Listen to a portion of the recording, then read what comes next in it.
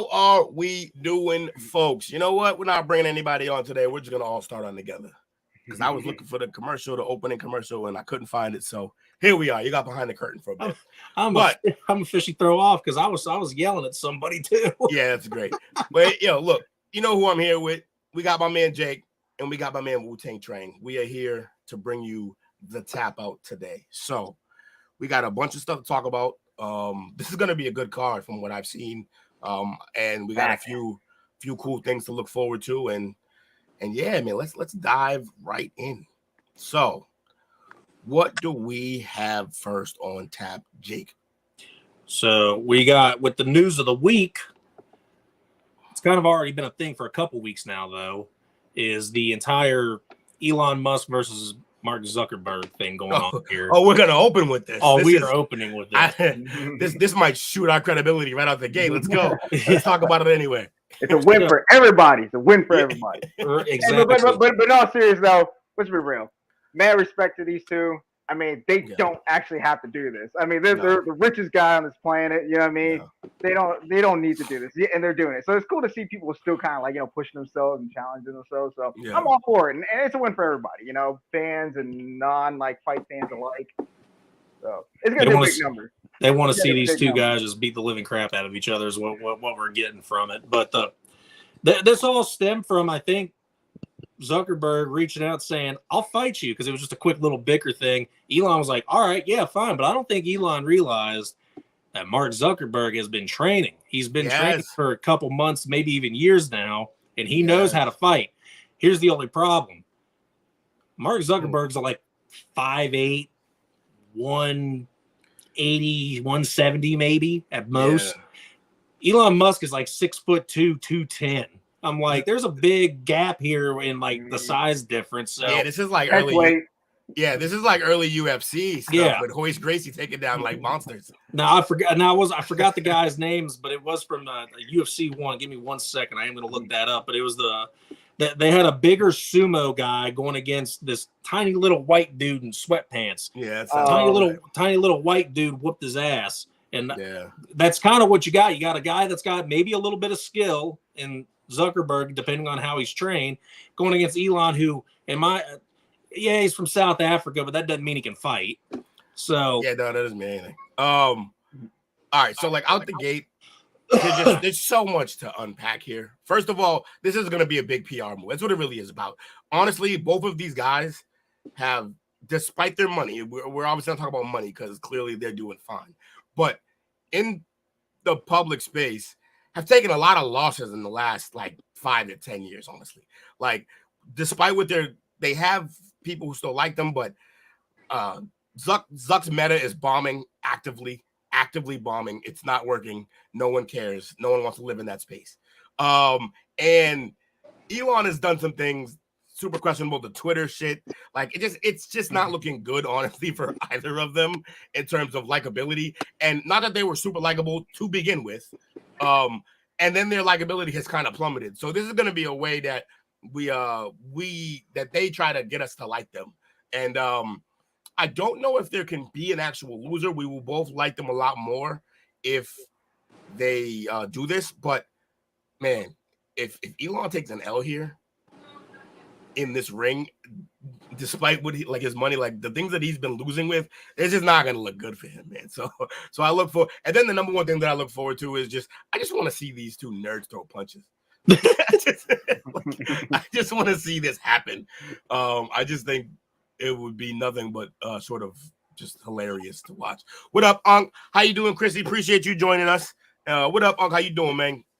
Oh, my sister, you got in here finally. Yes, there she is. She's been dying to get on one of these. Oh, she was first in. She was first in, man. Heck yeah. Thank you for tuning in, my sister. So, yeah, I mean, what else you guys think about this? Like I said, I'm all for it. I'm all for it, man. It may not be the most technically skilled display, but may not. No, it won't be. Hell yeah. It's probably be a notch below CM Punk. Yeah. Something tells me Elon's going to go out there. No. I take that back. It's going to be better than CM Punk fight, actually. Shots fired at CM. Well, it could be, but then at the same time, I could see Elon literally just going out there and just trying to grab him while you got freaking Zuckerberg going for freaking leg kicks.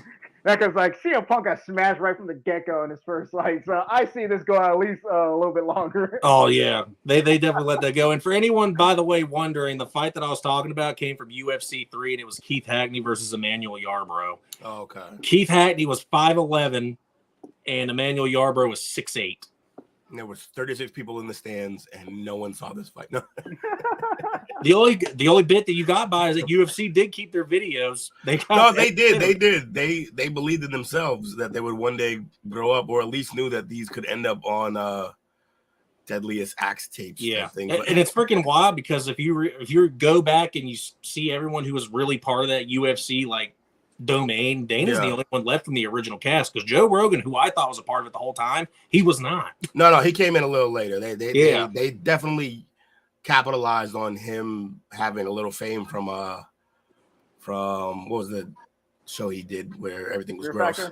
Fear Factor. Yeah. And then obviously his stand-up career, but Fear Factor was the real way that we. And the only guy that they were able to keep until he jumped ship to Bellator, I believe, was Big John McCarthy, and he's even gone now. Yeah. Dana couldn't keep nobody. It's just Dana. It says it's up me, myself, and I. That's pretty much it on Musk and Zuckerberg. If it ends up happening, let's bring it on. But a little bit of a side piece too, because of that fight going on. One, Logan Paul reached out and said, since no one is getting on a card to fight against Paddy Pimblett, if that fight goes down, put us on the same card. I will go against Paddy Pimblett in a UFC Octagon. And the thing is, it very well could happen because Dana did just make a partnership with Prime. Prime is the official drink of the UFC. Dana could say, all right, man, you want to get in the Octagon? You want to do it legit? He'll throw him in there with Paddy. Before we even move that far forward, I'm going to circle back to that. What do we think the chances that the Elon and Zuckerberg actually happens, though? Or is it just a lot of lip service? Do we think it's going to happen? I think it has more of a chance of happening than the Logan Paul fight. Really? That's fascinating. I do. What about you, Mike? You think it's going to happen? I believe it will happen. It will definitely happen. I think these two guys, they want it that bad. Okay. And I see it taking place in like Abu Dhabi or somewhere like Fight Island. Yeah, they should fight on like the roof of like like the Burj Khalifa. Like they should just fight on the roof of that thing. What's the chances they let this fight go for charity? That'd be the only smart way to do that. Mm-hmm. I don't see them. There's no way either of them would take the purse. So the thing is also to go along with that, Logan Paul did say he would fight for free. Yeah, Logan is in a space now where he's doing so well with most things, but he did have a couple blips, and now he's trying to get back in good graces as well. That's the only reason he would do this, because also Paddy's kind of the right guy to do it with, because he'll throw hands with him. But thing is, though, it's a nightmare. If Logan does start connecting a little bit, I do see Paddy saying there ain't no way I'm losing to this guy. He's going to take him down with his jiu-jitsu and start and judo and start tapping him out. Well, see, the reason why I don't think that this fight will happen is less about Logan and more about Paddy. He has nothing to gain from this fight. Just a little bit of clout. That's it. No, zero clout. You have zero clout beating up Jake Paul. None. I agree. Yeah. I get what you're saying that for, but I think it's just because people would want to see that. So there's going to be a lot more, especially if it's going to be on the Elon Zuckerberg card, that it's going to be more visible. That's going to be one of their best pay-per-view buys. That could possibly get in the top 3 over a Conor fight. I disagree. Yeah. You forget Paddy's a god basically right now in terms of his status of where people love him, and this isn't going to help make him any more likable. In fact, the true UFC fans are gonna look at this and be like, "What are you doing, Paddy?" Yeah, that's why I said that specific fight would need to be on the Elon and Zuckerberg card. Yeah, it doesn't matter where it happens. Here's the thing. You're gonna make a man train, 8 to 12 weeks for a fight that's not gonna get him anywhere. It's not gonna put him any closer to title contention or anything. He's like, so. Here's the thing. I'm all for these freak show gimmicky fights, but there is a limit. You know what I mean? Yes. So not to mention that fight would be over in 30 seconds tops. Right. If that. Yeah. So it would just, I don't know why Logan would want to do it. I mean, I kind of get it because it makes him look badass for stepping in the octagon when no one else is really willing to do that. but he has to realize he's probably going to end knocked out in that fight. Yeah. Well, I mean, he's the one that went in there with that exhibition with Mayweather. But again, I get it. Mayweather's old. And Mayweather pretty much ran the entire time like he's done his last 20 fights. He's not just old. He's a lot smaller than Logan. Yeah. A lot smaller. And it's boxing where the number one thing that Mayweather does is he's a great defense and counter puncher at this stage of his career. Whereas Paddy's got the hands, man. Paddy's coming for your head. Like, he's not going to run around. Like, if there's any running on Paddy's behalf, he's going to be chasing him. He's not going to be running away. I just think Logan Paul wants his hand dipped and everything. Because, I mean, he's wrestling in WWE right now. He's got a match going into SummerSlam. Yeah, they got a lot of stuff going on, and he likes doing everything. He's doing the podcast. He does tours. He does everything. He just wants his hand in everything. The Logan Paul brand is doing fairly well. So, I also would like to add, this isn't really part of the news. I'm sorry. I'm not trying to go off the cuff. No, do what you got to do. Ronda Rousey currently is contracted to WWE. Yeah. She won the women's tag titles with Shayna Baszler, who's her long-term tag partner and also best friend outside of the ring. They train together, everything. Her along with Marina Shafir and Jessamine Duke. They were supposed to be the MMA Four Horsemen in WWE. There's been reports released that she is leaving WWE after SummerSlam. She's doing this feud with Shayna to help get her friend over. She's leaving. Amanda Nunes has retired. Yeah. Reports say that Dana White has reached out to Ronda and asked if she wanted to come back and try to fight for it might have been the bantamweight belt. To save the class, and it's not going to help. And the thing is, even if they let her come back and try to win, whoever she goes against is going to be 1,000 times better than her and make it look easy when they fight her. Yeah, she's so out of the game, and it doesn't even matter. She could have been training and fighting this entire time. She's mentally broken. Holly Holmes kicked her into oblivion. She'll never come back. She shadow realmed her. And then when she ended up going against Amanda later on, it was done. She was completely out of her mind. She was programmed to be undefeated and win, and as soon as she'd lose, she was done and would not know how to get back. Holly Holmes kicked her harder than Jigen kicked Sasuke, man. That girl done. Nice. So, but no, I think that's what Dana's plan is. They want to bring her back. I don't know who they'd take her against. It would have to be Juliana Pena. And to be honest, she would have a better chance against Juliana Pena than anyone else in that division. And that's still going to be a loss. And it's still a reach. And the thing is, I think, to be fair, she is still a world-class judo. I think she's black belt in judo. So, like, she's world-class at that level. But I just don't know if she's in fighting shape. And I'm sure she can get there. But again, the mental part is everything. Yes. Like I said, I didn't mean to go off the cuff there. I just wanted to bring that in. Mike, it looks like you've been wanting to say something about it. No, like, I don't think it's going to happen. Like you said, she's mentally broken. Like, I'm sure they did reach out to her, and I'm sure she gave him a big fat no. Yeah. Here's the thing. She can't handle, like, media pressure. That's what I noticed about her. And that would be way too much attention because you can't dodge those questions. You know what I mean? Like, why did you wait till Amanda Nunes to, like, retire to join back? You know what I mean? You can't dodge those.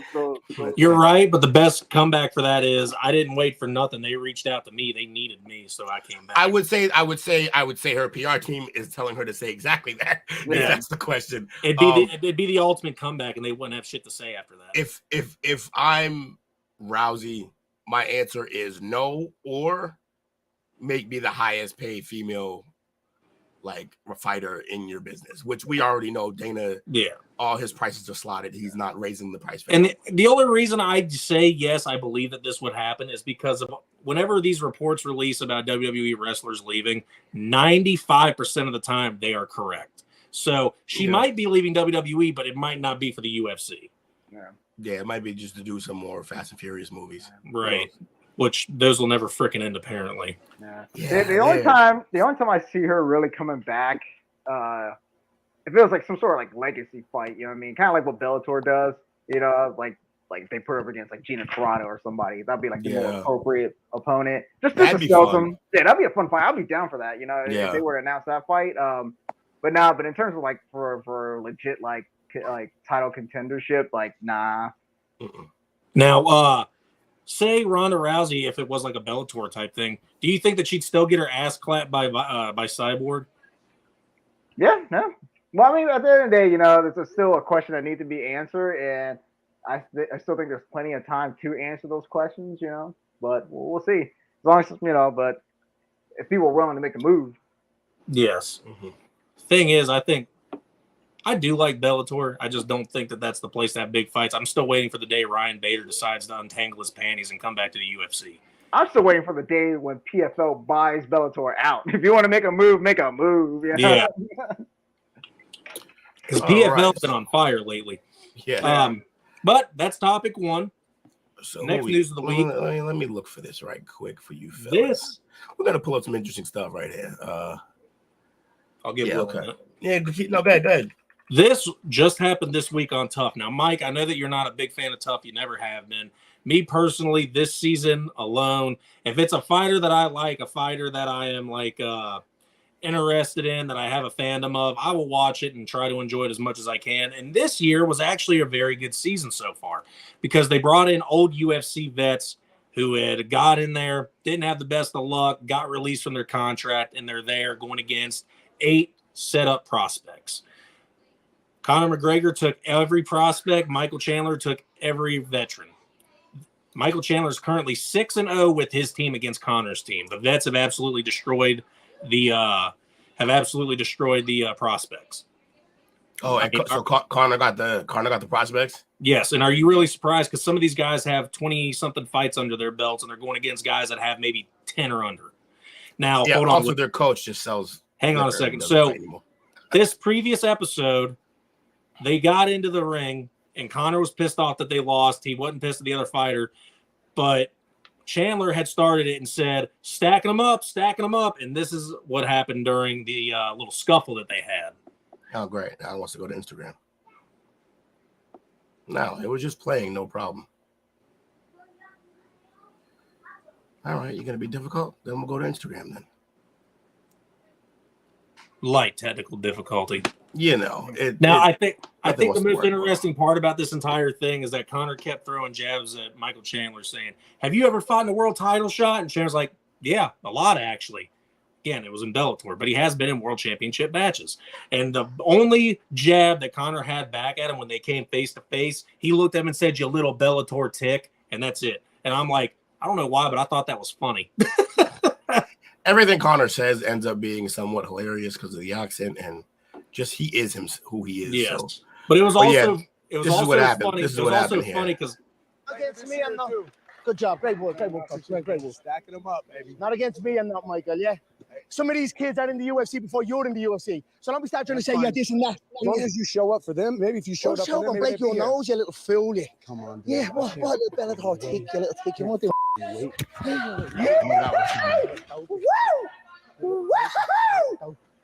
Oh, you're gonna do this? We got a fight right now? Oh. Get out of my way. Yeah, Pushed me. I'm ready to fight. So that's that. I gotta say, a lot of these scuffles typically feel scripted to me. They really do. Like you put two guys in the ring and not fully scripted, but you tell them do some shit. I think the only one that wasn't scripted was the Chael and Wanderlei one when it was America versus Brazil. Because those two genuinely hated each other. Yes. So yes, I would agree. And it was hilarious because I saw Anderson and Chael do an interview together. Or they were doing something together on the top of a post. It's for a boxing fight. And Chael's like, you want me to go to your barbecue? Yes. He's like, you want me to go to Brazil? No, they'll kill you down there. Because the entire country of Brazil literally hate him. But Lewis, absolutely. I would agree. Conor attempts to coach at these things, but he doesn't do a very good job. Whenever it's a weigh-in for these fighters to do their fights that week, he does not show up to the weigh-ins. Only Chandler's there for the weigh-ins to face him off. He never shows up. This season is literally just show, and he doesn't sit on the side of the cage. He's in a nice suit, sitting in the back, shouting at somebody, while Chandler and Bader and Henry Hoover, I think it is. Henry Hoover, is it that Henry? I don't remember. It's someone else. And they're up at the cage and they're coaching at the cage. The difference with their fighter. The difference. So what you just basically said was, and it's very simplified. The difference is one is a coach, the other's a mascot. Yes, pretty much. That's what we're dealing with here. Conor's a mascot. He's not coaching them boys up. Which he's never been much of a technical fighter anyway, so I don't know why they thought getting him into coaching was going to be a thing. I think this is just to set up a Chandler Conor fight, honestly. Well, it's supposed to. The end of the Tough series, they're always supposed to be a fight between the coaches. Yeah. But that's what we're getting into. Time. Or to buy Conor time so he can filter all that steroids, you know? Yeah, oh, that was definitely a big part of it. But now we're getting into the next part of this topic. But by the way, what's also hilarious is that there is a guy on Chandler's team that was a UFC vet that's on Chandler's team right now that was on Conor's team in Ireland, Brad Katona. There's a whole episode based around him about they think I'm a diva, that I want to watch film, they won't let me watch film, which is bullshit because if you're a fighter, you want to see film so you know what you're going against. So I'm with him there, but there's a whole thing. But this also goes into the next topic of the USADA with Conor. Michael Chandler was doing an Instagram live, just random, doing a push-up thing, do it with other people. He'd invite people onto his live, and he'd say, how many push-ups do you want to do? And they'd do push-ups together. They had a knock at the door. USADA showed up while Chandler was doing this live. I was like, oh, that's funny. And Conor hasn't even entered the USADA pool yet. But yet USADA wants to show up here at my house right now. What a slap in the face. And Conor can't even get in the pool. Yeah. So Conor's not even in the pool yet because they were aiming for a December 16th fight for the end of the year fight. Well, that's not happening now. But the thing is, I think that I don't think he wants to do the end of the year fight. I think that they're honestly waiting for UFC 300. I can see that. But yeah, he's got a lot of pissing to do to get all that out of his system. So, but yeah, no, it's going to be a little while. He still hasn't entered the USADA pool. This fight isn't happening as of right now. Yeah. Because at every end of the season of Tough, every end of the year Tough that they've had for 31 seasons. I did not mean to say 31 years. 31 seasons, the coaches fight at the end of the year or at the end of the show. And this one has not happened yet. And it's probably not going to, or not anytime soon. They'll do it. But the thing is, though, is Chandler's not getting any younger. He's 37 years old. He's what is Conor aging backwards? Like, trust me, no. Conor's only 33, I believe. Now, Chandler wants to go for a title. He can't keep waiting on taking this money payday fight with Conor. I understand why most fighters want to go against Conor because they know they're going to get an outstanding payday. If I'm being honest, I can't think for the man or speak for the man, but I think he has to maybe at some point come to a realization that he had a quick run. They gave him the fast track path to getting a title, and he lost multiple times. So I think Chandler knows now that he's probably out of the run. Maybe he can take. I think the path now is the Conor fight. Yeah. Makes sense. The thing is, he's still in the top 5, and he could easily get pushed into one more title fight, I think. Yes, but it's harder to sell right now. If he beats Conor, which is the darling that everyone loves, even though we all know he's kind of been done for the last 5 to 10 years. Like, he's kind of been out of it for at least about 5 to 7 years. He's been kind of a sideshow. Yeah, but he's been still he's a draw because he's Conor. I think if he goes and knocks the shit out of him, first of all, that's basically the end for Conor right there. It'll be done. And then Chandler, despite the fact that we all know beating Conor shouldn't get you there, it's easier to sell it. The thing is, though, is that I know people watching the show that are Conor fans will piss them off. Mike might agree with me. Conor's kind of turned into a glorified gatekeeper at this point in that division. It just sucks because he's a very good gatekeeper. That's been his job for the last 5 years. I don't even think he's even that either. He fought Dustin in those last 5 years, though. He's more of like a convenience, right? He's a name that the UFC can just grab at any time. Yeah. He's just somebody like they kick off the couch and like, hey, Conor, we need you. Like, you need to do a favor for us. You know what I mean? That's how they treat him. This right here. Conor is Nate Diaz now, basically. The thing is, though, is that everyone keeps going out and saying that Conor doesn't want to fight. He's done. He does not want to fight anymore. But I watched his Netflix documentary. The only thing he wants to do is get a fight, and apparently Dana's the holdup. Dana's trying to find him the biggest money fight so that he can make some money. The holdup is USADA. So now, no. The thing is that after watching the season, it's confusing on what way it goes. Is it Conor holding it up because he won't go to USADA, or is it because Dana won't find him a fight?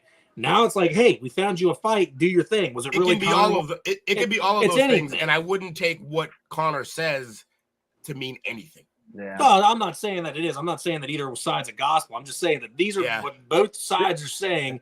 It's up to you to decide what you want. Look, I look at I it. am not doing that, Lewis. I said I'm just bringing you the news that I get.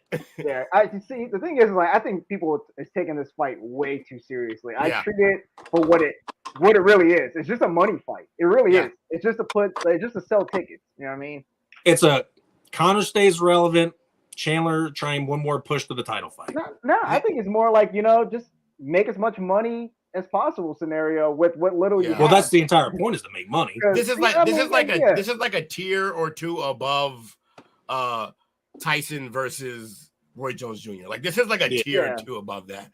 Like, it's not really much of anything. This is the closest you're gonna get to selling a title fight without really selling a title fight. It's still like money. You know, this is like trying to do a BMF thing. It kind of, but and going back to like the whole Chandler thing, if you look at the cream of the crop of like the 155 division, he is dead last when it comes to like title contender, like in the top tier, like 5, where he's dead last in that. Yeah. If we're going from 1 to 5, he's number 5 for sure. You know what I mean? Yeah, easily. He came in swinging too. It was a great entrance into the UFC, and then that fizzled out really fast. Pretty much to like a microcosm for how he fights too. He comes out swinging, and then he's pretty much burned out by the second round. So yeah, that's fascinating. We'll see how that plays out. I don't think it's going to get much further than. Let me see. Dana's tired of foreigners having the belt, recycling the trio of Poirier, Gaethje, and Chandler. It could be. Who knows? Lewis makes everything racial. Well, we got one more. He could be right though. We don't really know. I don't think we've ever had the news run this long. I'm pretty excited that we've had some pretty good talking points here. But we're here. Mike, you're front stage and center. Go ahead and give us the third bit of the news. All righty. Well, some of the recent report that came out that I don't know if it's true or not. So Tyson Fury is looking to fight Francis Ngannou in an exhibition boxing match. Apparently, like last I heard, it was supposed to be like a no knockout exhibition fight. I don't think that's happening. I don't even think it's really going to happen. But really, the only point, like the only reason why I wanted to bring this subject matter up is because I feel like Francis Ngannou, since he left the UFC, he's been like all over the place. There's like nothing other than like the PFL sighting. There's like nothing definitive going on with his career. And even then, we don't know when he's fighting in the PFL. You know what I mean? And I think he kind of just overplayed his hand a bit in like all the negotiations with the UFC, with like last I heard Bellator, ONE FC. So I don't know. Like, what's up, Francis? Like, can you help us out here? Like, since Francis left, he has said and done everything but fight. Yeah, which is all he's known for. Well, when I brought you guys that little bit of news saying that he was going to go sign with PFL, Chael Sonnen said that when he signed with PFL, I don't think it was a fight contract. I think he just signed with them to be an ambassador. But so he has no fight lined up, and he signed, and he even said he might not even fight in the PFL. He went somewhere to try to help fighters' rights, I think, is what the point was, because they believe that they weren't getting that in the UFC, which, to be fair, they really aren't. Like Will said earlier, Dana's got a price. This is it. Yeah. You want more? Nah, too bad. You want less? That's your fault. Yeah. That's kind of how he is. Well, here's the thing, too, and I know this gets like brought up a lot, especially when it comes to like the boxing versus MMA pay ordeal. But I'm not saying like the pay scale's right in the UFC, but the difference between like boxing and like MMA, especially when it comes to like the UFC branding, MMA, there's like an actual like league with rosters. You know what I mean? Like Dana has like 600 plus fighters under him. You know what I mean? Versus like in boxing, it's like individual like promoters have like a couple fighters signed to them, and they're like pushing for them. So that's why I feel like, with the UFC championship, it kind of like a UFC belt holds a little bit more weight. Because if you look at like in boxing, it seems like everybody got a belt in boxing. You know what I mean? But I got one little pushback to what you're saying. Yeah, you're right. He's got 600 fighters to look after. And he literally makes this seem like the UFC as a hobby to these fighters, that this isn't a lifetime job. And he does not want to pay them a certain amount. But the thing is, UFC fighters used to make a ton of money off of sponsorships when they had their flags, all their sponsorships, put it on their shorts. He did away with that, so they couldn't make no extra money. Right. So Dana's not for his fighters, in my opinion. Never has been and never will be. See, I don't know like too much like the behind the scenes stuff. It's just like he says, she said kind of stuff. But where you got to give like Dana credit is like he really like push and propelled the sport. You know what I mean? He got it legalized in New York. He somehow bypassed COVID. He was like the UFC was one of the only like sports league, you know what I mean, to be. It was that.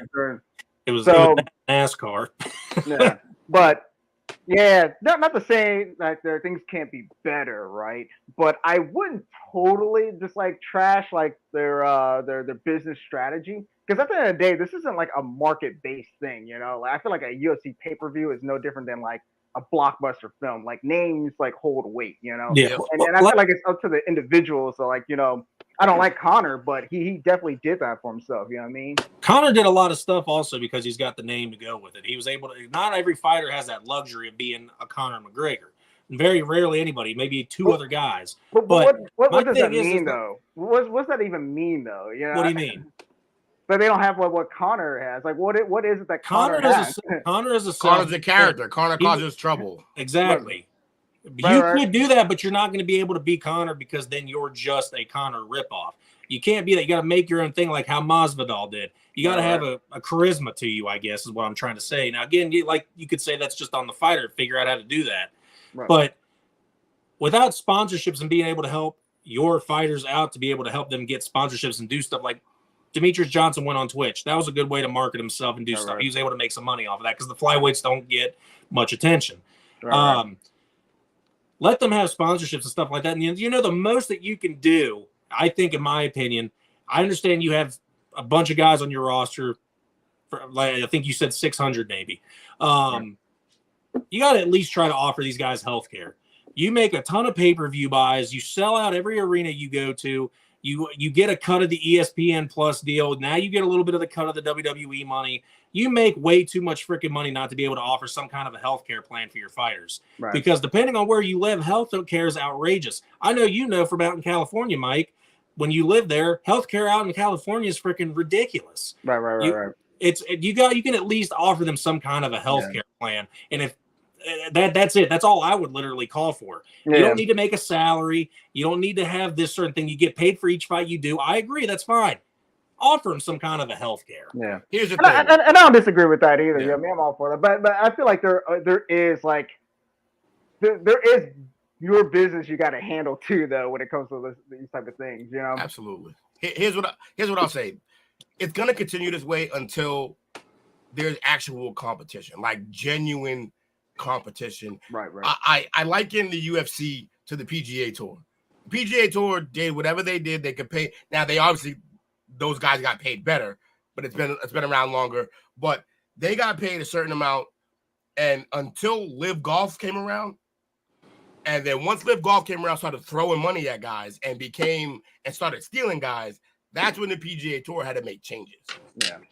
And I feel like that is on the horizon, though, because you look at like PFL and ONE FC especially. I don't know if you know, recently they surpassed the UFC in terms of like viewership and reach. And yet the name still isn't there yet, which is funny. So they're getting more views on certain events, but yet most people don't. If you ask the casual, and this is what it's all about the casuals, because you diehards are gonna know the difference, but the casual fans, those are the ones you got to reach. And like Will said. Yeah, they just it's harder to deal with unless you have those fans under your belt. They don't know the name. They don't know the product. Yeah. But you got to remember, the UFC took like 15, 20 years to get to where they're at. You know what I mean? So it's, like I said, all I know for sure, I can say for sure, is like there's a genuine interest in the sport as a global sport, nonetheless. You know what I mean? So it takes time. I just feel like it's really up to like the other organization to make like bigger moves. You know what I mean? Help promote their like guys a little bit more, especially because I feel like Bellator don't promote their guys at all. They don't like put an effort into like promoting their people. And the thing Bellator's got going for it that I absolutely love. I don't know how you feel about them, gentlemen, but I love their Grand Prix. I think their tournament style thing that they do for their championships is outstanding. I love it because you get a guaranteed 3 title fights out of one tournament, unless it's a belt up for grabs. So while that's a fun exercise or a fun way to go about it, when your alternative is to fight in the UFC, and if you win fight once a year for a big payout, no one's gonna take the tournament over that. Yeah, and that's the problem. no. You know what I wish they'll But do more though. Oh, sorry, I didn't mean to cut you off. Go ahead. No, you're good. But at the same time, you're right about the UFC money, Will. But that tournament, you're guaranteed 3 fights. That's 3 payouts. Is it though? Are you sure of that? Yes. Because each tournament, I mean, they might. To be honest, I don't know how they work their payouts in Bellator. Right. So but you have 3 guaranteed fights, and if they work the same way the UFC does, which you get paid for per fight, which I believe is what they do, you have 3 paydays coming from each fight. Right. So, but we can't be sure until we know exactly how that pay scale works. Yeah. Because they could just get paid for the event instead of each fight. But now, again, just so you know how their Grand Prix work, though, don't you? Yeah. It's not all in the same night. Right. I understand. So, but it's so still basically a singular tournament. But they do get paid, I believe, per event. So whatever the gate is for that event and what people come to those, they get paid for each event of a cut of like what the pay-per-view buys and the attendance. Maybe that'll be a good thing to break down for the next show. We would get more in depth on the pay scale of the other leagues. Sounds good to me. So we could see. Maybe take note of that. Do you guys even think that bare knuckle FC is even on an up and up at all, or do you still think they're way too much into their infancy? I think they're so early. Yeah. I don't know if that's ever going to rise. I mean, because their biggest pay-per-view, I believe, was the last one that we ended up covering, which was Bare Knuckle FC 41, which is the one Rockhold was at, and he got throttled. So I feel like Bare Knuckle FC has a home on like YouTube. Fair enough. The way Kimbo Slice came up. I think the thing is, their pay-per-views aren't that expensive. I think me and Jamie bought it for like $20. I mean, that's a good start. That's a good way to like start, but like that also is not going to get you enough money to advertise yourself. Well, exactly. So. But go ahead, Mike, with your point. My bad. Oh no, just like going back to like the whole like money and competition and whatnot. I wish they'll do more trades, kind of like what they did with Demetrius and Ben Askren. I think to make the most like fights possible and keep them busy, I feel like there's nothing wrong with trading. If you got a guy sideline, you might as well just trade him for like 1 or 2 fights. You know what I mean? And they were the first to do that too between one and UFC. I don't know why they wouldn't do that more. I thought it was neat when you told me that was really going to be a thing, because I didn't believe it, because you only see trades within organizations that are themselves, like a sports team will. And then you see this happen. It's like, this is wild. This is something completely new to the game that they've never done before. Do more of it. I'm completely with you on that, Mike. Yeah, that's between like competing companies, even though there's not a lot of competition. That's interesting. But it worked out for both companies, because Ben Askren had accomplished everything that he could have in one FC and was undefeated. Demetrius Johnson the exact same way, except he had lost to Cejudo finally. But he had accomplished everything else. So it's like, let's swap these guys and have a change of scenery for them each. But one definitely won that trade deal for sure. Like it was better. Yeah, that's the only reason why the UFC will be hesitant to like do another trade like that, because they did get the shit into that deal. Why the fuck does the UFC have 600 guys? Can confirm Demetrius Johnson did not retire. Interesting. Okay. But yeah, no, should though. I have no idea why Dana White would keep 600 guys. I guess whenever someone goes out, you need someone to replace a guy. Kind of like how 600 guys, we see like 40 of them fight on a regular basis. Yeah, I mean, you're not wrong, but yeah, it's we get to go a little bit further into that when we hit the card. But okay, that was the news of the day. We're gonna take the first break. We will head to a break. Y'all stick around, man. Y'all know where y'all bread's buttered. We're having fun here. Come enjoy the tap out with the fellas. We'll be right back. What's up, guys? It's Mike Larimore here. Just wanted to give a quick shout out to Stwf Media for all of the love and the positivity they've been sending my way recently. We partnered up, you know what I'm saying? I just like the energy the guys bring over there. So any sports talk, you want to talk football, you want to talk baseball, they might even talk bowling if you're interested. Boxing, whatever your thing is, man. Go check them out. There's a lot of great coverage over there. Again, it's nothing but positive energy from these guys. Go check them out. Peace.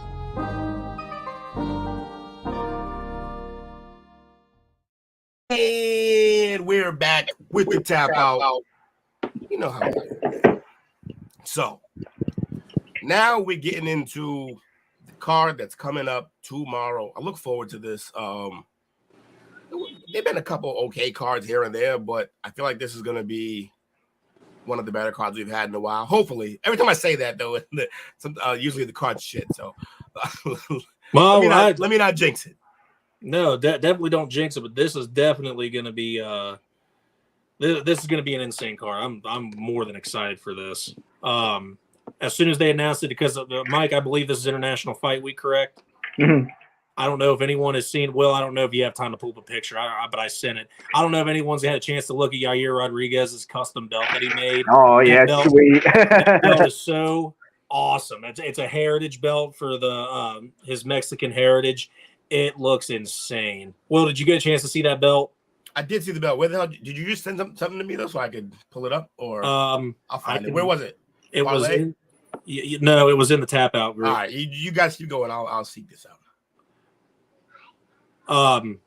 No, Yair's freaking belt was insane. That belt looked great. So what we're gonna do is go over everyone's favorite part, which is the card breakdown of the preliminary card and the main card. We're just pretty much gonna tell you what they are, news of them, and then we're gonna give you 2 fights to look for. But why this is everyone's favorite part is because of how much Jake butchers their names. Yes, this is our favorite part of the breakdown. This is Jake bombing names. Man, I can't get over that belt. If they sold that online, I wouldn't care if it was $500. I might just figure out how to get it because that is. Mike said best. It's a lot better than the BMF. Like every color from his flag, like that. Yeah, that belt is kind of crazy. I like it. That looks much better than the BMF. They need to redo that BMF belt. It looks trash. Yeah, throw diamonds on there or something. Jesus, like. I mean, yeah, the belt was trash because the belt itself in its meaning was pretty trash. So, yes, I think they nailed it. If we're being honest. But maybe get some like lug nuts and like freaking screw them in. Yeah, pretty much. It shouldn't even have been a big. It should have just been like a normal belt, like with a buckle. Right. Yeah, pretty much. Get it to look like the rhinestones. 24/7 championship for WWE. Yeah, seriously, tape, just duct tape and shit. Yeah. But, all right, so here you go. Let's see how bad Jake butchers these names today. We're starting with the bottom of the preliminary card and moving all the way up to the main event of the main card. Starting off your prelim card, you have Jimmy Crute versus Alfonzo Menifield. Next, you have a women's strawweight match between. Oh, this is going to be fun. Yasmin. Don't look at me. Don't look at me. Huh? I said, don't look at me. Don't even bother looking at me with this one. Versus Denise Gomes. And then we have a catch weight 130 between Tatsuro Taira versus Edgar Chairez. I said that one right. All right. Hey, actually, keep an eye on that dude, Tatsuro. He's like undefeated, 13-0. Like, he's serious, man. He's one prospect I definitely like say keep an eye out for. Heck yeah, we got Mike's hot takes. This is why we have our expert analyst here. Chairez, another Mexican fighter doing work. I love it. Hey, it's International Fight Week. We got to have all of them. We just can't have a bunch of Americans on this card or it ruins the purpose. Next, we have the retirement match. Robbie Lawler versus Nico Price. This fight is going to be insane. 2 brawlers that know how to go at it that is just going to absolutely slap each other. Yeah, wait, go down. Well, I wanted to see that.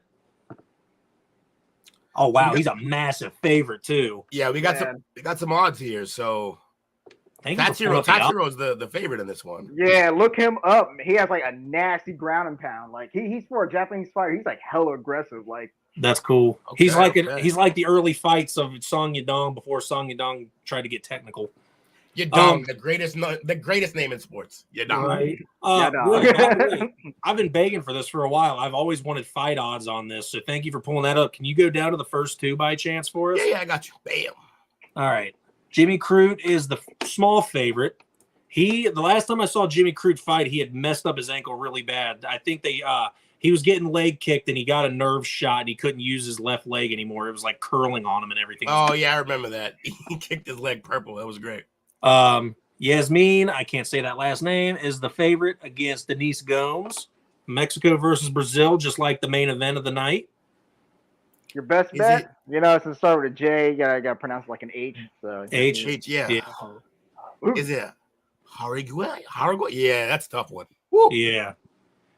And then we just talked about this one with Tatsuro Taira with a crazy amount of favoritism here. That's insane. Yeah. Next up, Robbie Lawler versus Nico Price, the retirement match. I cannot believe he's an underdog. No, what I can't believe is that he's fighting his last fight and they put him in the prelims. Oof. I know, right? That's rough. At least make him the first fight in the card, right? Like, geez. Personally, I definitely would have switched this. I would have put them on the main card since Bo Nickel's opponent dropped out of the fight, and then put Bo Nickel on the prelim. Yeah. Maybe they'll make a last minute decision. I don't know. Oh, Right. Now, Will, before you go up, I yeah. do want to ask you a question because I feel like you have not seen it.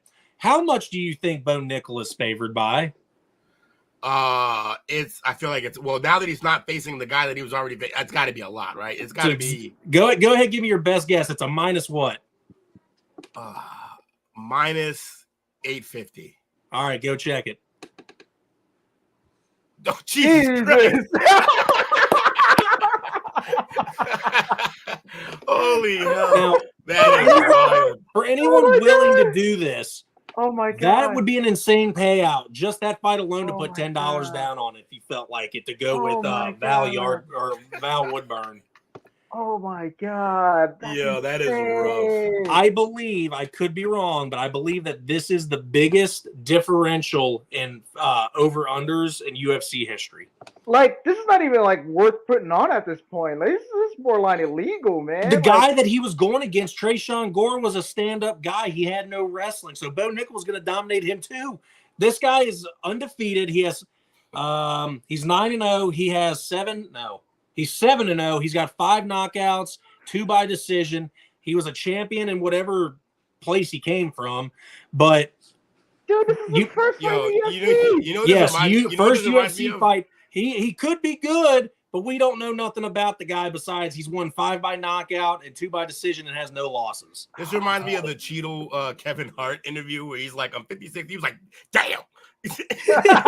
Like that shit, that's crazy. 21. But yes, that's the difference. Will, you were pretty close. I'm impressed. Next, we have another. I was only close if no one else did like 851, like the Price is Right fucking undercut. Yes. Like, Next, we have another catchweight fight between Jalen Turner and Dan Hangman Hooker. As much as I like Dan, he's really turned into a shithead on me, and I'm not really liking what he's doing with his professional career. Jalen Turner came in 3 pounds overweight of the light heavyweight or the lightweight limit. This is actually going to be a very entertaining fight because both of their styles kind of clash. It's going to be interesting. Jalen Turner's a power guy, and Dan Hooker's a tactician. We're going to see how he decides to go against the power guy, but I think Jalen Turner's going to absolutely outpower him. Yeah, Oh, I feel like for Dan Hooker, man, I don't think he's been the same since the Poirier fight. yeah, Poirier or Chandler absolutely just launching his head into outer space. Yeah. Like, By talk the about way, I'd like to just go ahead and point out that Jalen Turner is an extremely, extremely tall lightweight. Dude stands at 6'3". If Volk won the title and somehow Jalen Turner got to a title fight, that's 5'6" versus 6'3". I think Turner should be a bigger favorite here. I think he's gonna smoke him. I do too, honestly. Up now to one of Jake's favorite guys. Yes, sir. We have Robert Whittaker, the Reaper, going against Dracus du Plessis. Du Plessis has been an absolute steamroll since he got in the UFC. I believe he's 5-0. He's going against possibly one of the best middleweights of all time. Again, you're going to fight and say Adesanya is there, but Whittaker was there before, and he has gotten smoked by Adesanya twice. When you're talking about greatest middleweights of all time, Whittaker, Adesanya, and Anderson are in the conversation. Man, I feel like with Whittaker, he's just like Max Holloway in the sense of like they're both like division blockers. Like they may not get like gold again, but they also stop like the hype train with other fighters. Yeah, they give you the feeling of like just go home already. Like, I mean, there's a reason why they had Alex Pereira like bypass him. You know what I mean? yeah. Yes. Now we will see.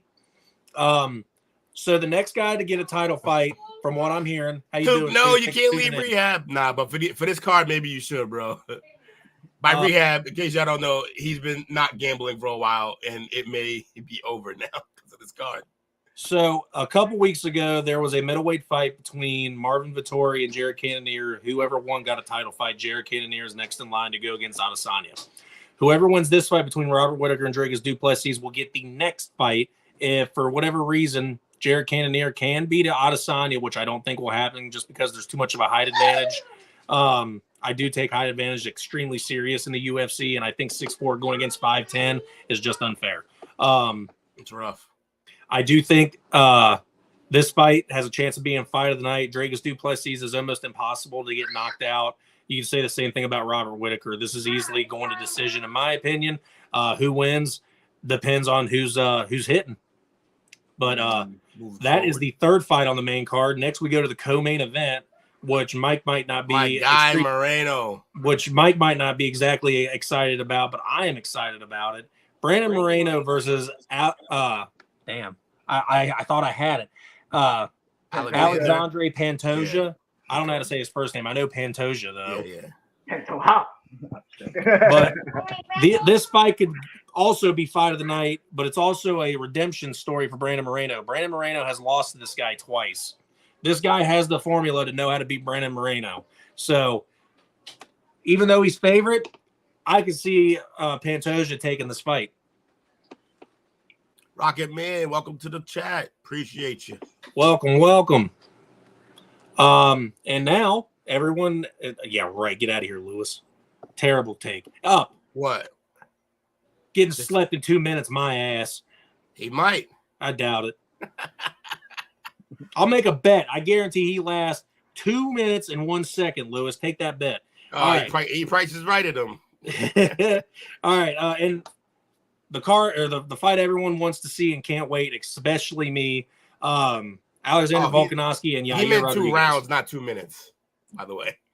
Oh, well, all right. Fair enough. Never mind. I ain't taking that bet. All right.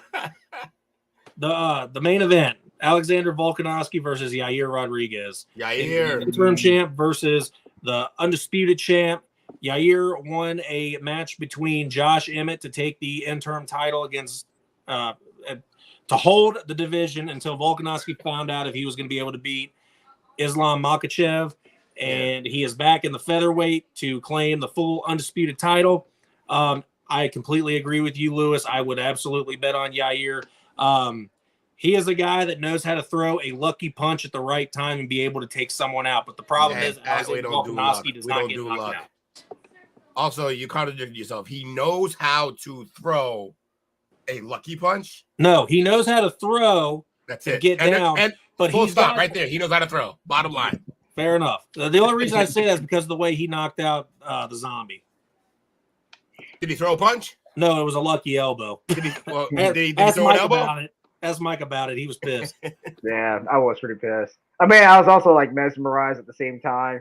But somehow he threw a punch, it turned into a duck, and then an up elbow, and it caught Zombie right on the chin and knocked him out. It was a buzzer beater. It was cool. Yeah. It was really cool. I feel like something weird's gonna happen in this fight. I have a strong feeling that something really weird's gonna happen in that fight. Who's gonna be taking it? Hilarious. I don't know. I just have this like gut feeling that something weird's gonna happen like tomorrow night with those two.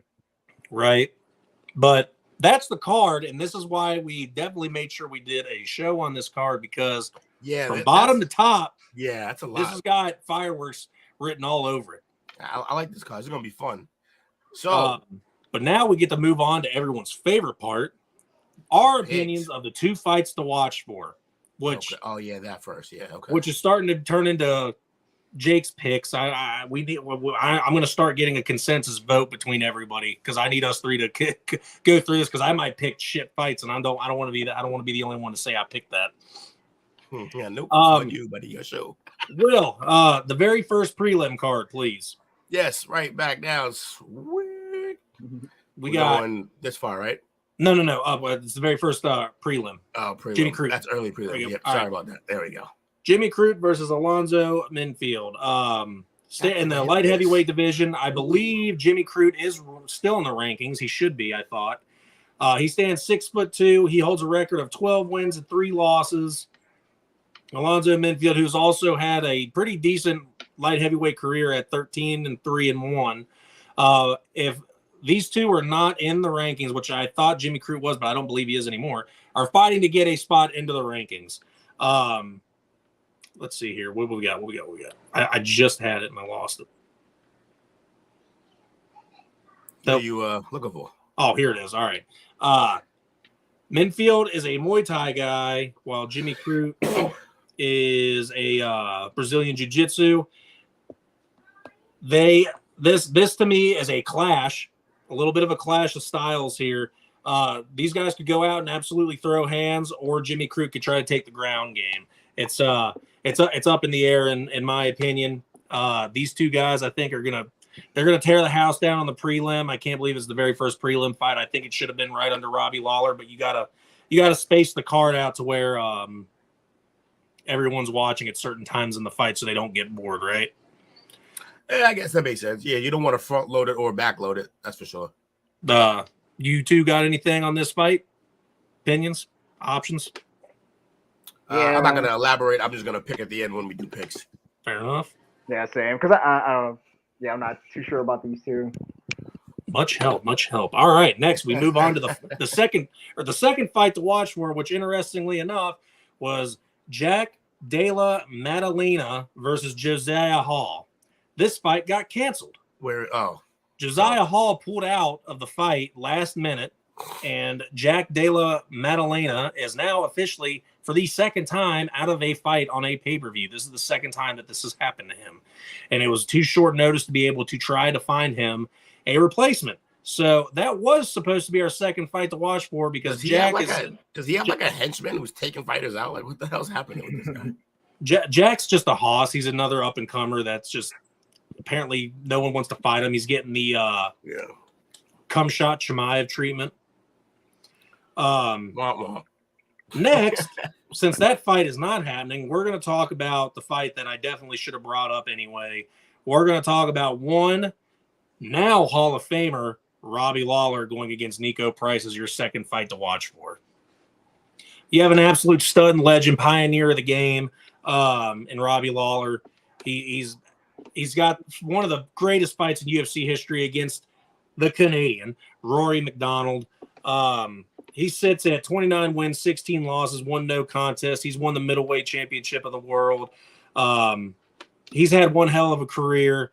I'm sad to see him go, but the guy's 41 years old. It's his time to take a bow. He's got a very exciting opponent, Nico Price. Nico Price is a guy that can do it all on the ground, standing up. He's had some of the most exciting fights. He's one of the only fighters in the UFC to win via on the back up kick against somebody. They picked the absolute best opponent they could for a Robbie Lawler type of send-off match. I hope Lawler wins. I think he's just as excited to fight him on his way out. Yeah. I hope Lawler wins. It's been a great career. Great-ish, but pretty great. Why is he on the prelims, though? I don't understand. Yeah. That's the only thing I got a problem with. This should have been the first fight of the main card. That's the only thing I'll say about this. But I hope Lawler wins. And again, we'll get back to who picks who when it happens, when we do the picks. And what's the next fight you got for us? No, wait, this was it. I just wanted to quickly throw off one more thing. Nico Price sits at 15-6. As I said earlier, he's won by submission decision, and he's also got 10 knockouts on his career, which just furthers my point of saying that this is if you want a stand and bang guy to go for Robbie Lawler's way out, you pick the perfect opponent for him. I am really looking forward to this. This is your featured prelim. The one thing that I'm kind of bummed and bugged about is the fact that Nico Price is favored, and I don't get why. Is it because of the age? He's younger. He's got reach advantage, like just an inch height. I just think with a guy going out, those are always. You would think that it's no pressure, but they always end up being a lot of pressure because you want to go out winning. Yeah. And you press, and then you're pressing against a guy who can knock you out. And also Lawler bangs. It's not like Lawler's going to play it safe. He's never done that. So that's fair enough, I guess. Yeah, so I think that's part of why that is like that. But that wraps up this part of the show. I believe we're going to go ahead and take one more break before we go ahead and give you our main card analysis and fight predictions. All right, let's see what we got for commercials. You folks stay here. We'll be right back. Appreciate y'all. Hey, yo, what's up, everybody? It's your boy, Darwin Price, man, Ground Sound. I want to give a big shout out to STWF Media, the big brand. You know what I'm saying? Where you can talk sports with NFL players and all type of fans, man. Go follow them on Facebook community. The big brand, STF Media, man. Shout out to them. Thank you for the support. Go follow them, Facebook, everywhere.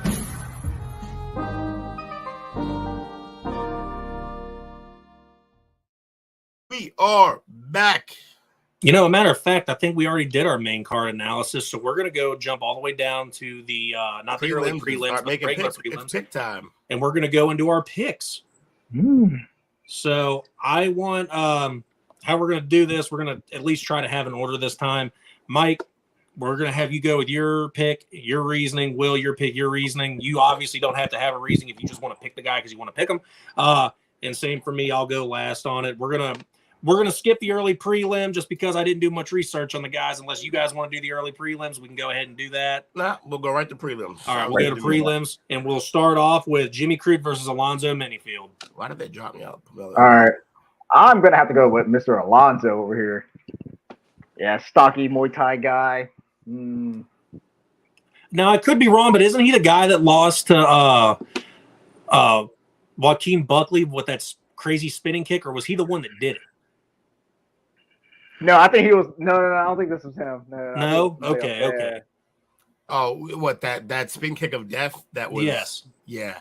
No, I don't think that was him. But my God, that was still one of my favorite knockouts of all time. It was one of the most insane knockouts I've ever seen personally. I feel like everyone that video must run through every fighter's mind when they catch somebody's foot now. I stood the fuck still when I saw that. I was drinking a beer and I just spit take. All right, what we got next? No, Will. Oh yeah, me. Yeah. I'm also gonna go with Alfonzo Menifield. I think they have him underdog by a little bit, but I don't know. I just think I like the way he fights, and I think he has some power that is going to be hard for Jimmy Crute. Jimmy Crute's going to try to take him down, I think, but yeah. Now, audience, I normally don't let people change my mind. When we first started this show, I was fully with Jimmy Crute. After hearing Mike's thing about the Muay Thai, I actually think I'm going to be with Alfonzo as well. Well, this isn't going to be a boring show where we all pick the same fighter. I promise, hopefully. And yeah, I'm taking Alfonzo on this as well because Jimmy Crute has had a lot of hype around him since he got to the UFC, and he's kind of been nothing but a disappointment so far, even though he's ranked. Next fight, Mike. I'm going to make you try to say it this time. Give Yasmin a chance. Yasmin Harrell. There we go. Versus Denise Gomes. Who you got, Mike? I think I might have to go with Gomes just because that's just an easier name to pronounce.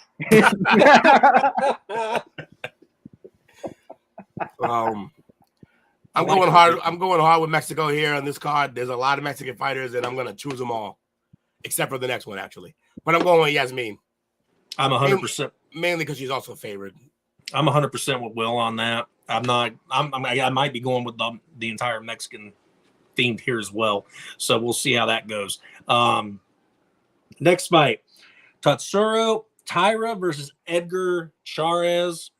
Mike, I think we already know your pick from earlier. Yeah, Tatsuro Taira all the way. And it's not because he's Asian, okay? Allegedly. Okay. Allegedly.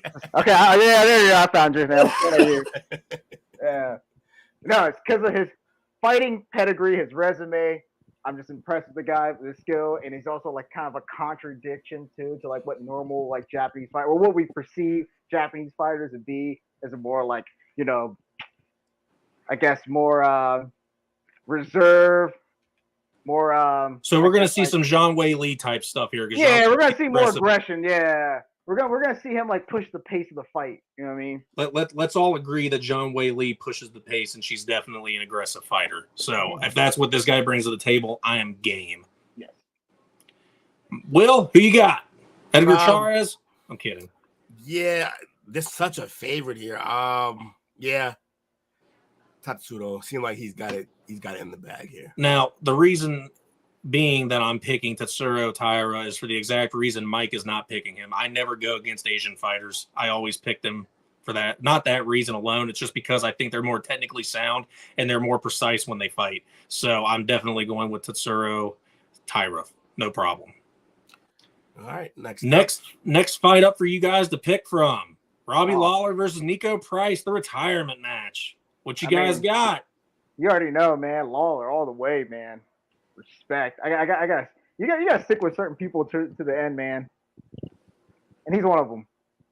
100%. I'm definitely with you. I'm sorry. Well, I didn't mean to skip you. I am going Robbie Lawler. I'm actually gonna go with Price, even though I really want Lawler to win. But how fucking dare you? How dare you? Blasphemy! You look in the eyes of Judgment Day, and you ran the other way. It's funny because the whole time that we're doing the show, I'm like, yeah, I'm gonna pick Lawler. And I just sitting here thinking about it, and I'm like, yeah, nah, Price is probably gonna win this fight. So yeah, unfortunately, I think he goes out in the loss. Like I said, we've seen a few like final fights, and it doesn't go well. It just doesn't. The pressure's too much, and they're over the hill. There's a reason that they're retired. The difference is that those fighters weren't Robbie Lawler. Yeah, some of them, whatever. Yeah, look, Donald Cerrone was way over the hill and didn't need to fight. Robbie Lawler could fight at any point in this guy's life. He reminds me of, well, never mind. I'm not going to say that because he sucked at the end of his career. I was about to say BJ Penn, but yeah. Hey, you watch it too with the BJ Penn. Yeah. I apologize. I forgot, man. I forgot Mike's a Penn guy too. That's funny. Huge Penn guy, my Lord and Savior. Moving on. So that's it for the prelim. That is it for the prelims. All right, now I would really be shocked if anyone took Val Woodburn in this. I keep wanting to call him Yalburn. Mike, you got? Dude, this is fucking criminal. I'm not gonna lie. But I'm gonna have to go with Bo Nichols. Yeah, for obvious reasons. Is it because of the favorite part, or because this guy's no name? Here's the thing, man. He's a really good wrestler, and no offense to MMA and elsewhere, man. If you don't have like a solid wrestling program, you're gonna have a hard time, man. Yeah. Bo Nichols got this wrapped up pretty much. They fed this guy to a wolf. It's not fair, but that's what happens when guys cancel or guys drop out of fights. So look, he's not supposed to win this. So yeah, he's getting fed to a wolf. I kind of want like Woodburn to win. Actually, it would be fun. It's a better story. Much better story. Oh yeah, it's better television. I may even place a $1 bet on him or a couple $1 bet on him. See what happens. Why not? Could get lucky with that freaking odd. Why not? What's $2 to $5 when you could get a nice little chunk back for? Well, I think we have two fights in a row that we're about to all vote on the same guy because the next fight, Jalen Turner versus I take Bo Nickel, by the way. Jalen Turner versus Dan Hooker. I'm going Jalen Turner just because the dude's a freaking badass. Even though he missed weight, I got to take the guy. Yeah, like I was saying earlier, man, Dan Hooker hasn't been the same since like the Poirier and the Chandler fight. Talk about getting knocked into the shadow realm, man. He was definitely one of them. So yeah. I'm going to go with Jalen Turner. Now, real quick, I do want to point out to you guys before you take this, all because a guy missed a weight cut doesn't mean that they didn't care about their weight. It means they had a very hard time with their weight cut. So he might be dehydrated going into this fight, which would be a plus for Dan Hooker. So be aware before making your pick about taking Jalen Turner. I'm just taking it because I do think the guy's going to be a badass in the fight. I think he's going to take Dan Hooker over, and it's going to be over. But carry on. My hope is they go full anime and knock each other out at the same time. But I think I think Turner has this win. I don't really care for either fighter here, but I whatever. Let's give it to Jalen. All righty. We're going on to the fight that I'm looking secondly most forward to. Robert Whittaker versus Dracus du Plessis. I'm definitely going to be the only guy voting for this on one side. Mike, who you got? Obviously Whittaker. I mean, I feel like du Plessis, he got some like holes in his game. And I feel like with a guy like Whittaker, he can exploit those holes. Like I feel like he is like lacking in certain areas. What do you mean his hole is he likes getting punched in the face? That he does. He does enjoy that. His pacing, he's kind of stiff to me. He is, but I think the thing about him, I'm sticking up for the guy way too hard. He's got a gas tank. You can't out. I'm trying to play off what you just said. He's got a gas tank and he could last an entire fight. He is stiff and he has some technical problems because he's new to the UFC, still getting the game, but he's ranked 5th for a reason, and he's beat some pretty two named guys already. This is the ultimate test. This is the, like you guys said, is he here or is he not here type of test. If Whitaker loses to this guy, that's detrimental for his career. Dricus du Plessis can only go up from here. And the biggest thing is both these guys got gas tanks. This could easily go to the 5th round and be an instant classic. I don't put as much stock in ranking as you do because there's certain guys who are still ranked who haven't won a fight in like eight fights out, and they're still ranked in the top 10. So the rankings don't actually mean a lot unless you're actually winning, which he is. But rankings are potato. I agree, Lewis. I would say Robert Whitaker here. I just think he's the veteran who's going to know how to take advantage of the inexperience of du Plessis. I do think du Plessis is still going to be a star. Maybe not rising star, but definitely a rising problem on some levels. But I just think he's facing somebody who has more experience and is still a good fighter in Whitaker. So I got Whitaker. I'm going with Dricus du Plessis just because Obviously. I'm fully on the hype train of this new fighter. For me, too, is that I feel like Whitaker has already fought this type of caliber of opponent in the form of like Romero. Okay. And so I kind of see like the similarity between those two. You know what I mean? Fair enough. All right, we got the co-main event: Brandon Moreno versus Alexandre Pantoja. I can't go against Moreno. I'm going to beat you guys to this guess. I can't go against Moreno. I don't care if he's lost 2 fights to this guy. Moreno's been the champ twice. He's overcome Devson Figueiredo. I think he's got more experience. And they say whenever you become champ, you instantly become 60 times better than where you were before. So give it to him. Yeah, I'm going to go. Oh, my bad. Go ahead. My fault. We went in reverse order this time. I'm going to go Moreno because I don't know. Ever since he burst onto the scene, I've enjoyed watching his fights. I think his casting, his energy in fights is infectious, and I just love watching him. So, and I just think he's very hard to deal with a guy who keeps that pace. I'm going with Moreno. Oh, so my bad. No, go ahead. You're good. Good to go. I'm going with Moreno. I get it. Pantoja got 2 wins over him. But you got to understand, Pantoja haven't been in a title fight. Moreno is accustomed to going 5 rounds. He's done it multiple times now. Yeah. You know? Yeah, because that's all he's fought the last, 4 years with the freaking 4-piece of Devson Figueiredo and then the 1 fight against Kai Kara France. That was a 5-rounder. Yeah. Insane. All right, well, all for Brandon Moreno and the main event of the evening. Also, we've also recently seen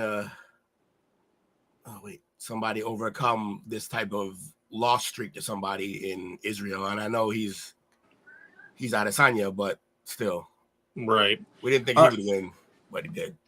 So now we have a fight that I've been looking forward to strictly because I am a Yair fan. I've been pulling for this guy to get a title fight. He's finally got his chance. He's got a massive height advantage. I don't know about a reach advantage, though, but I know he's got a height advantage over him, and I put that into account. But the thing is, when it comes to advantages, reach, height, weight, anything, Volkanovski, it doesn't affect him because he's going to go at you and beat anybody, and it doesn't matter who you are. I fully believe he beat Islam Makhachev, and I will fight that to this day. In my own personal opinion, I am rooting for Yair because I am a fan, but the analyst show host side of me is saying there's no chance Volkanovski's losing this fight, so give me Volk. But I am rooting for Yair. To me? Yep. I'm going to go I think I'm going to have to go with Volkanovski. I say he does it early on. Now, if it drags out later in the round, I can see Yair getting a TKO because he's known for pulling off last minute knockouts. You know what I mean? He's a buzzer beater. Yeah.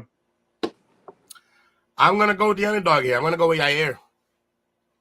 I think I told you I was gonna go heavy on the Mexicans in this card. I like the way they fight. I love their energy and their heart, and I just think, like you said, I agree with the fact that once it goes, if it stretches, I think Yair has the advantage there, and I think he knows that. So I think he's gonna try his hardest to not let Volk get to him early, and I think that's how he's gonna win this fight.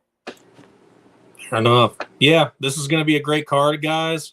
I'm glad you all tuned in for this because there was a lot of people here. I appreciate everyone that showed up for this show. I could see that there's some excitement around this card. This is going to be insane. Yair's getting his chance. Volk's coming back after a loss, so he's going to be pissed off.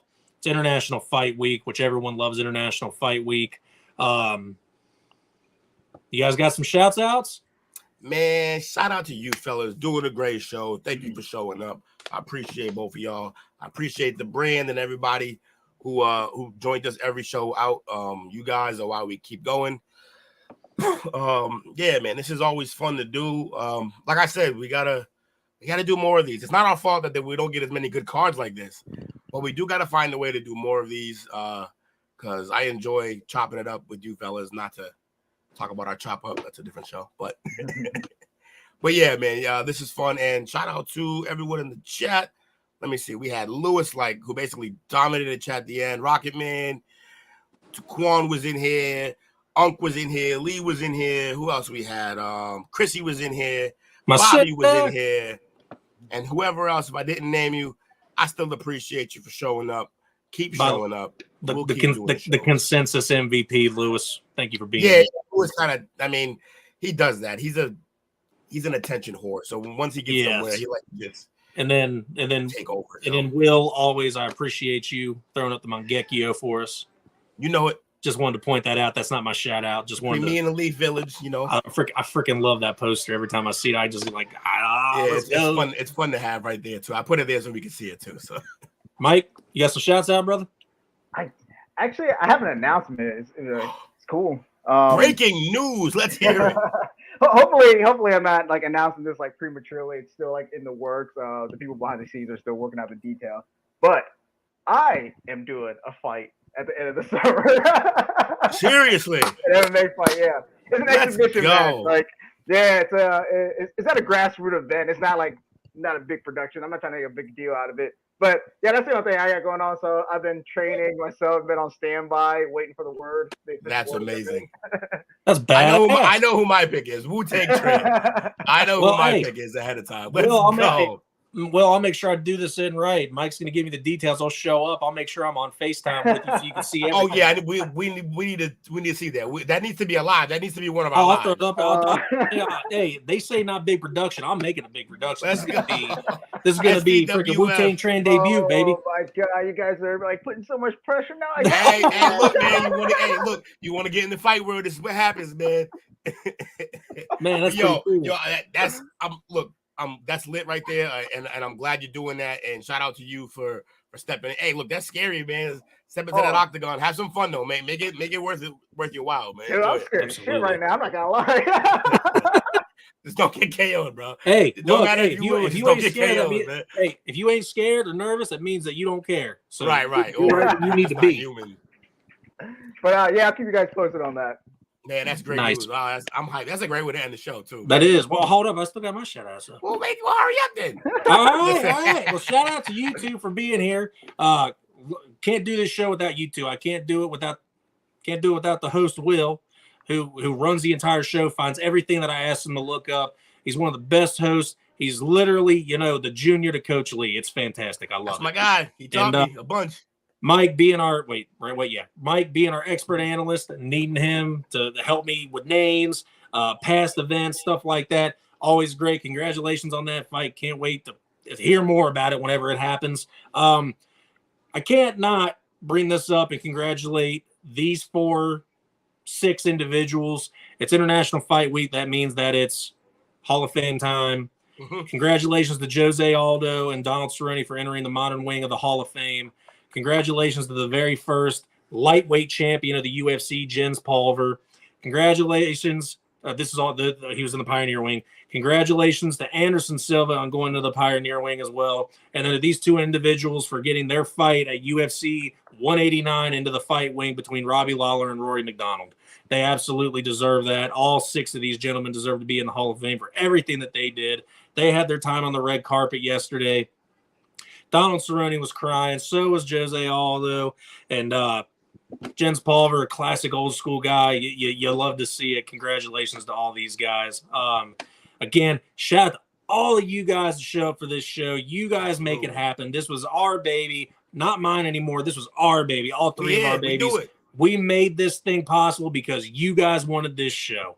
So we're going to keep doing them. Absolutely. We're going to start doing fight nights. If they look interesting enough, we're going to make sure we start getting these pay-per-views down. Everything always gets in production the week of, so you guys get the best show possible. This month alone, tune into all the chop-ups because that's the only time you're going to be able to see us unless there's another fight later this month that we're going to be talking about. Check out the wrestling shows that might be coming. Everything in production. STWF's coming at you crazy. So like, share, subscribe. Y'all have a wonderful night. We'll see you next week in the chop up. Come a week.